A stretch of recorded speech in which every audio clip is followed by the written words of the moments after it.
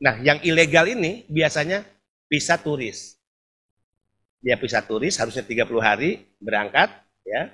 Kemudian tidak kembali lagi. Setelah tidak kembali, apa yang terjadi? Karena ilegal, karena unprocedural, menghadapi masalah buat video kepada Bapak Presiden Republik Indonesia, tolong pulangkan kami, saya mengalami kekerasan di sini. Tapi negara ini baik, Pak. Coba kalau negara ini nggak baik, paling ketika video-video itu kita jawab, ya salah sendiri, kenapa mau berangkat tidak resmi gitu kan? Enggak, negara ini baik. Mereka yang sudah terlanjur ada di luar negeri bermasalah itu dikembalikan oleh negara. Gimana nggak baik tuh? Ya, tiketnya dibayarin oleh negara. Tiba di Indonesia, kami urus dan kami kembalikan ke daerah asal, dibiayai oleh negara. Baiknya negara itu. Karena Presiden katakan, kalau mereka sudah terlanjur ke luar negeri, itu bukan salah mereka. Itu salah aparat kita yang tidak mampu menyelamatkan mereka, mencegah mereka. Keren nggak punya Presiden gitu? Jadi apapun mereka dikembalikan oleh negara. Negara bertanggung jawab pada mereka. Kemarin Presiden memberikan hadiah di bulan kemerdekaan, ada 2. Saya ikut ratas 3 hari lalu di Istana. 1, pekerja migran Indonesia untuk kiriman barang ke Indonesia. Apakah barang yang dikirim, apakah saat dia cuti bawa barang, atau karena selesai kontrak, itu diberikan relaksasi pajaknya, Pak. Sebesar $1.500. Ya, $1.500 itu 23 juta. Yang penumpang lain nggak boleh. Warga negara Indonesia yang lain tidak boleh. PMI diberikan relaksasi. Plus, kalau dari luar negeri, bawa handphone yang dibeli di sana, dia tidak perlu lagi untuk meregistrasi emailnya. Bebas. Registrasi email itu lama kan di bandara, Pak, antri, kemudian harus bayar. Ini enggak. Dibebaskan oleh Presiden. Presiden juga merespon rencana program kita tentang penyiapan pembangunan rumah murah bersubsidi untuk pekerja migran Indonesia. Tuh, rumah murah aja disiapin untuk pekerja. Kerja baik-baik, disiplin menabung, nyicil rumah untuk masa depan. Bismillahirrahmanirrahim. Assalamualaikum warahmatullahi wabarakatuh. Kita bisa melihat sebuah potret bagaimana anak-anak bangsa yang menjadi korban penempatan ilegal. Tidak resmi ya, tadi. Korbannya sudah banyak berjatuhan.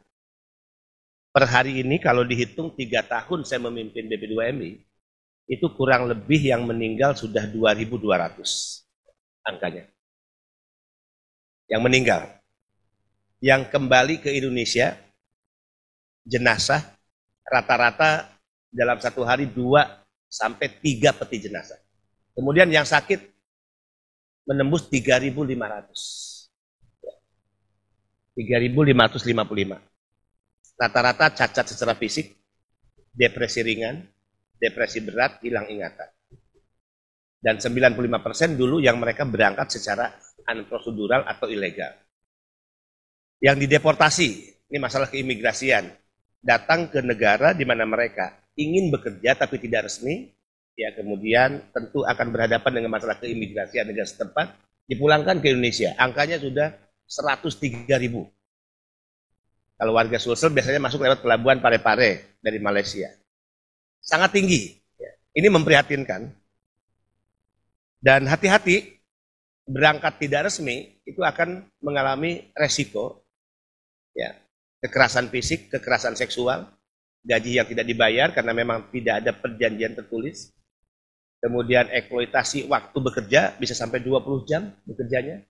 Kemudian juga pemutusan hubungan kerja secara sepihak oleh majikan, dan setelah itu diperjualbelikan dari majikan satu ke majikan yang lainnya. Dan banyak, tidak sedikit ABK kerja di atas laut, ya di atas kapal, mengalami kekerasan, meninggal, jenazahnya dibuang di tengah laut. Itu sudah banyak beredar video-videonya di YouTube. Itu dialami oleh mereka yang berangkat tidak resmi. Kalau begitu pasti pertanyaannya, bagaimana perlakuan negara kepada mereka yang akan berangkat resmi? Bagaimana mereka dipersiapkan? Bagaimana mereka harus memiliki kompetensi? Bagaimana mereka memiliki keahlian di sektor pekerjaan yang mereka pilih? Misalnya untuk jadi perawat. Ya, apakah perawat lansia, apakah perawat di rumah sakit, dan seterusnya. Sangat terbuka. Jepang, itu gajinya berapa tuh? 24 juta sampai 30 juta. Perawat ya. Jerman, ada yang tahu nggak Jerman gajinya berapa? Kita udah menempatkan Jerman nih. Ya, untuk G2G, Pak. 34 juta sampai 40 juta untuk perawat. Ya. Nah, jadi kalau adik-adik sekalian berpikir untuk bagaimana bisa ke luar negeri, disiapkan dari sekarang. Dan BP2MI nanti akan menjadi mitra. Presiden Jokowi memerintahkan kepada saya sebagai pembantunya, satu, ya, berikan penghormatan setinggi-tingginya pada pekerja migran Indonesia. Berikan label kepada mereka agar mereka memiliki kebanggaan atas profesinya. Apa label itu? Sekarang sering kita kampanyekan mereka ini adalah pejuang keluarga, pahlawan devisa.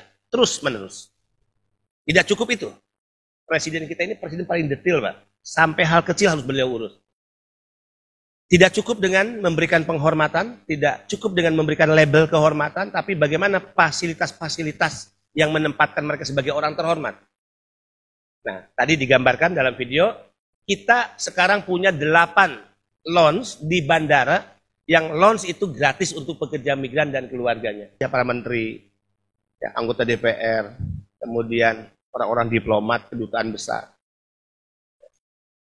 Seolah-olah ada ketidakadilan, ada diskriminasi. Padahal ada kelompok orang, anak bangsa, pahlawan devisa, diperlakukan ya, di jalur biasa. Padahal mereka penyumbang devisa. Orang-orang terhormat tadi belum tentu benar juga. Banyak juga yang korupsi maling uang negara kok. Gitu kan? Dana BTS dikorupsi, dana bantuan sosial dikorupsi. Tapi jalurnya, jalur kehormatan, jalur fast track. PMI nggak pernah korupsi uang negara.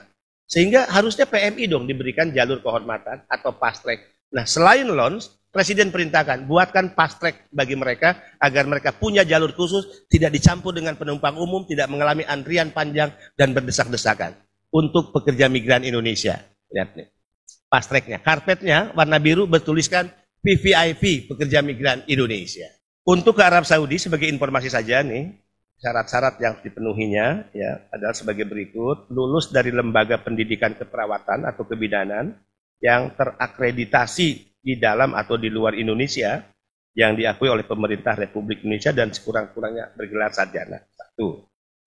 Yang ke Arab Saudi nih ya. Kemudian terdaftar sebagai perawat di Konsil Keperawatan Indonesia sebagai bidan di Konsil Kebidanan Indonesia. Sehat jasmani dan rohani untuk bekerja, mampu berkomunikasi dengan bahasa Inggris yang di Arab nih, memiliki kompetensi keperawatan atau bidan setingkat advance, dan mampu bekerja di lingkungan tim keperawatan atau bidan untuk Arab Saudi. Tapi kalau Jepang tentu bahasa Jepang. Ya. Ayo rebut peluang kerja ini, dan tentu pesan lainnya adalah jangan tertipu karena ada calo datang ke kampung kita, mengiming-imingi pekerjaan, dijanjikan berangkat secara cepat, kemudian seolah-olah dibiayai oleh mereka yang padahal itu bohong semua. Tidak ada orang mau berangkat ke luar negeri kalau benar bekerja, dia cepat diberangkatkan. Pasti harus ada pelatihan. Pelatihan keterampilan untuk memperkuat kompetensi kita dan pelatihan bahasa untuk kemampuan berkomunikasi kita di tempat dan di lingkungan kerja kita. Pasti ya. Nanti akan dikeluarkan sertifikasi kompetensi. Dokumennya pasti visa kerja.